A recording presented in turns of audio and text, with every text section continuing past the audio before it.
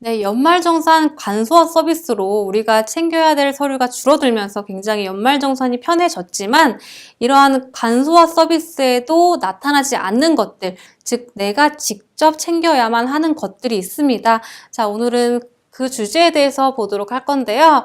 자, 본인이 챙겨야 할 영수증입니다. 자, 첫 번째, 장애인 증명서예요. 우리가 나 자신뿐만 아니라 나의 부양가족 중에 장애인이 있다라고 하는 경우에는 장애인 증명서를 반드시 따로 제출을 해야 된다라는 거죠. 그래서 이 장애인 증명서가 장애인 등록증과는 다른 개념이다라고 말씀을 드렸어요. 그래서 우리가 일반적으로 인정하는 장애인과 세법적으로 인정하는 장애인은 다르다. 그래서 일반적으로 장애인이 아니다, 즉 장애인 등록증이 즉 없다라고 하는 경우에는 병원에서 의사가 소견을 써주거든요. 이 사람은 어떤 질병으로 인해서 뭐 중증 환자로 인정된다라는 이러한 내용을 첨부한 그런 증명서를 제출하셔야만 장애인에 대해서 인정을 받을 수 있습니다. 그래서 장애인은 굉장히 세법적으로 소득공제도 그렇고 혜택이 많기 때문에 반드시 챙겨야 할 그러한 서류고요. 그 다음에 두 번째, 안경, 렌즈 구입비예요. 그래서 우리가 안경을 샀다 또는 렌즈, 요거는 목적이 시력 교정용만 해당이 됩니다. 예를 들어서 뭐 컬러 렌즈를 샀다 이런 경우 또는 선글라스를 썼다 이런 경우에는 해당이 안 되고요. 이거는 연간 한도 50만 원까지 인정이 되는데 이거는 우리가 구입한 그 안경점 있죠? 거기서 요청을 해서 이 구입 영수증을 별도로 받으셔야만 의료비 세액 공제가 인정이 되겠습니다. 자, 그 다음에 중고생 교복 구입비라고 되어 있죠. 이것도 우리가 교복을 구입했으면 해당하는 영수증을 따로 구비를 하셔서 제출하여야만 우리가 교육비로 인정을 받을 수가 있겠고요. 그 다음에 취학 전 아동이죠. 학원비 같은 경우에도 해당하는 학원에 별도로 학원비에 대한 영수증을 달라라고 요청을 하셔서 그 학원비에 대해서 교육비 세액 공제를 놓치지 않게끔 반드시 체크를 해 주셔야 되겠습니다. 자, 그 다음에 해외 교육비고요. 해외 교육비는 우리가 유학했을 때 그 유학에 대해서 뭐 송금한 내용이라든지 또는 유학 뭐 인정서 이런 것들 있죠. 그 관련 기관에서 우리가 받을 수 있는 그러한 증명 서류가 되겠고요. 그 다음에 기부금이라고 되어 있어요.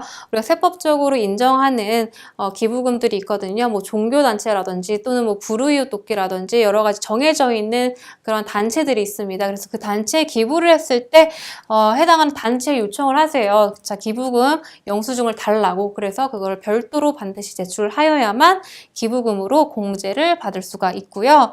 자, 그 다음에 우리 중요하게 봤죠? 월세 세액 공제. 요거는 필요 서류 3가지 있다라고 했어요. 그래서 그 3가지 뭐 계약서 그리고 송금 영수증 그 다음에 등본 이런 것들이 있었죠. 그거를 반드시 챙기셔서 홈택스에서 같이 신고하는 방법까지 알아봤죠. 그래서 그 서류를 반드시 내가 본인이 직접 챙겨야 된다라는 것이고요. 난임 시술비라고 되어 있어요. 우리가 의료비 중에서도 난임에 대한 그러한 시술비가 들어갔다라고 하면 추가적으로 공제율이 더 커지거든요. 그래서 그거를 인정받기 위해서는 우리가 의료비 같은 경우에 내가 카드로 긁었다라고 하면 그 카드에 당연히 찍히게 되겠지만 이게 난임 시술에 대한 거다라는 표시가 따로 되진 않거든요. 그래서 그러한 것들을 인정받기 위해서는 해당하는 병원에 확인서를 요청해 주셔야 되겠습니다.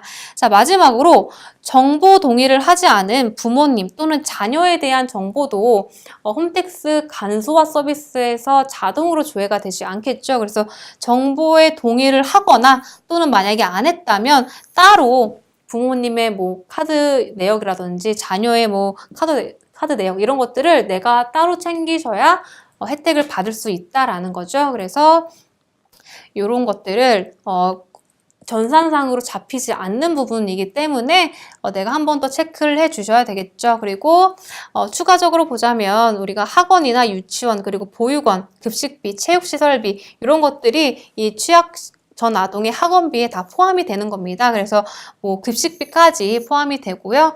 이런 것들 놓치지 않게끔 챙겨주시면 되겠고요.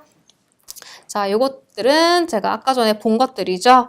자, 그리고 기부금 같은 경우에는 추가로 하나 더 말씀드리자면 본인의 기부금뿐만 아니라 부양가족의 법정, 지정 기부금 같은 경우에는 내가 낸 것처럼 내 거에다가 포함을 해서 기부금 공제를 받을 수가 있다라는 것입니다. 법정 지정이라는 거는 세법상 규정으로 열거가 되어 있기 때문에 요거는 별도로 체크를 해주셔야 되고요. 부양가족에 대한 것만 내 거와 합산이 가능하다라는 정도로 알고 계시면 되겠습니다. 자, 수고 많으셨고요. 다음 시간에 다시 뵙도록 하겠습니다.